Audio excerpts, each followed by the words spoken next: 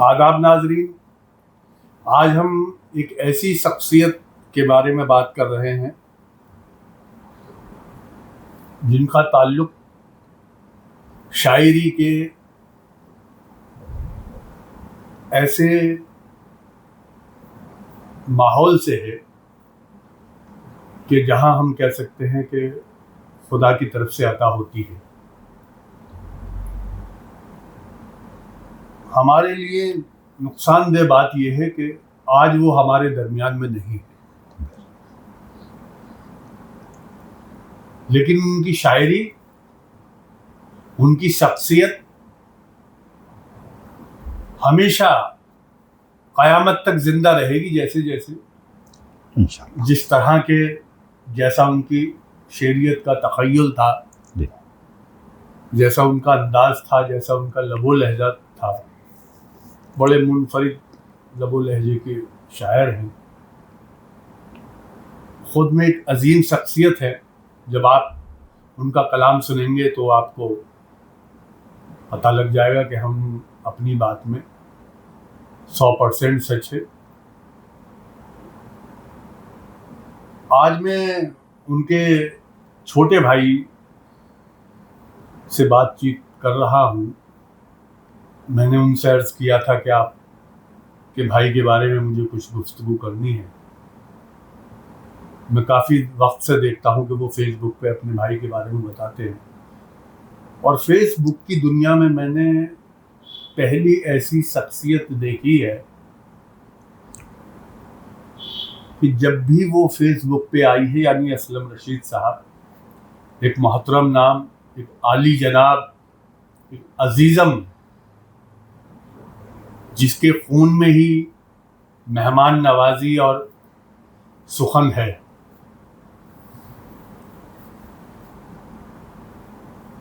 मैंने उनसे अर्ज़ किया, उन्होंने मेरी इस इल्तिजा को कबूल कर लिया। आज वो हमारे सामने हैं। लिहाजा हम शख्सियत के बारे में आप ही से जानेंगे। हम बस इतना कहेंगे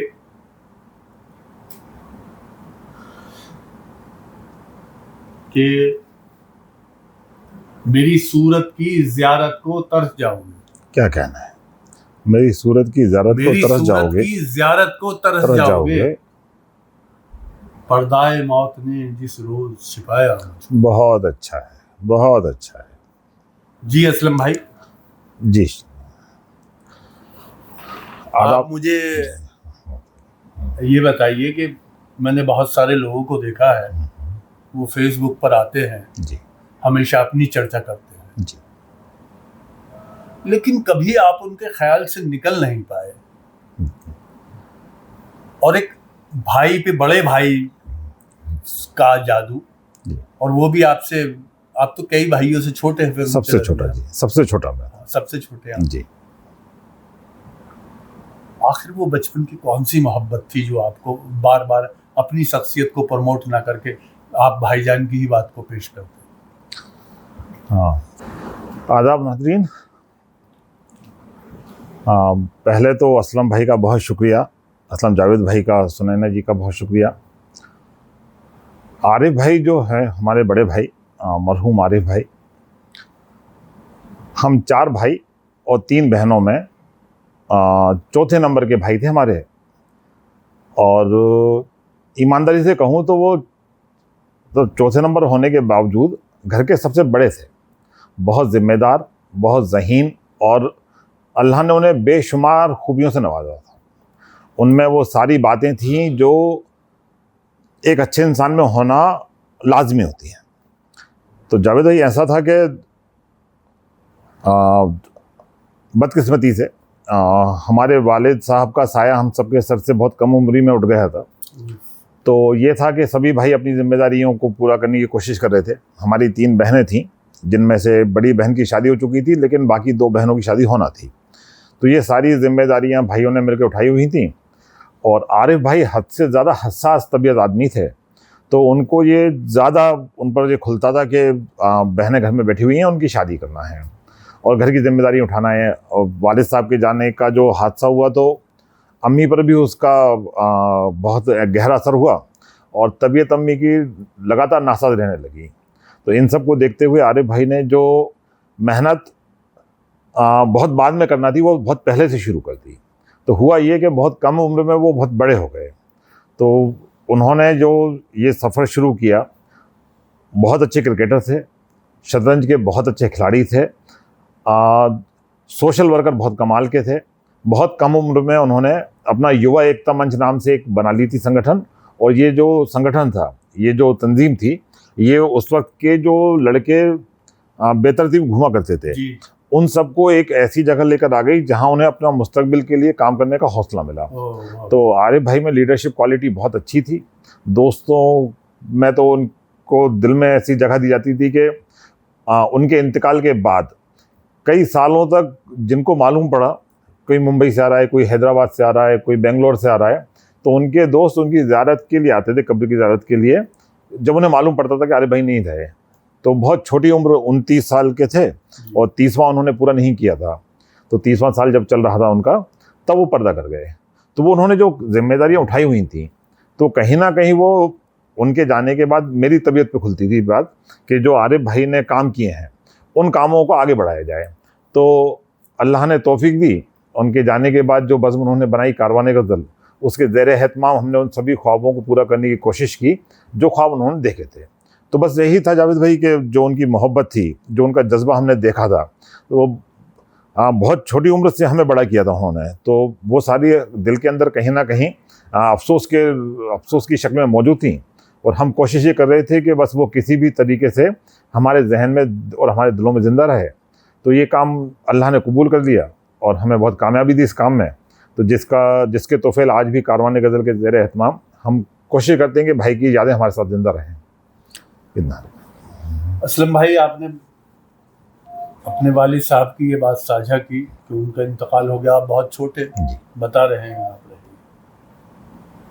वाकई आपने आज ये मुझे एहसास करा दिया कि वो छोटे होने के बावजूद भी बड़े किरदार में अपने आप को देखते थे। बेशक। इसी से जुड़ा हुआ मेरा एक सवाल है कि ये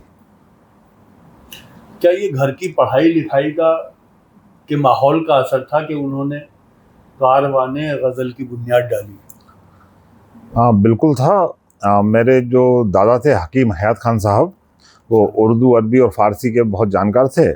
और उनकी जो सारी बातें थीं मेरे वालिद मोहतरम में आई। तो मेरे वालिद मोहतरम मरहूम बहादुर खान साहब जो थे, आप हैरत करेंगे, उनको अल्लामा इकबाल मुँह ज़बानी याद थे। और अनीस के मरसिए वो तो हम सबको सुनाया करते थे। तो उनकी ये खूबियाँ जो थीं वो आरिफ भाई में आई। और कुछ लोगों को ये बातें बहुत अजीब लगती हैं, या अपने वालिद के बारे में बोल रहे हैं तो ऐसा लगता है कि बड़ा चढ़ा के बात की जा रही है। लेकिन आप यकीन मानिए, मेरे वालिद साहब 2 हाथों से, एक हाथ से हिंदी और एक हाथ से उर्दू एक ही वक्त में लिख सकते थे। तो ये उनमें खूबियाँ थीं। तो उनकी जो जहनी कुशादगी थी वो आरिफ भाई में आई। और आरिफ भाई ने इस बात को बहुत बचपन से देखा। वालिद साहब जब बैठ के अल्लामा इकबाल को सुनाया करते थे या अनीस के मरसिए सुना रहे हैं, तो आरिफ भाई उनको याद कर लिया करते थे। तो वो घर का जो माहौल था वो सारा उन तक पहुंचा और उसी ने उनके जहन में और दिल में ये बीज डाल दिया कि उनको भी इस फील्ड में जाके आगे काम करना है। और बहुत कम उम्र में उन्होंने ये फैसला कर लिया कि जो उन्हें विरासत में मिलता हुआ आ रहा है वो उसको आगे बढ़ाएंगे।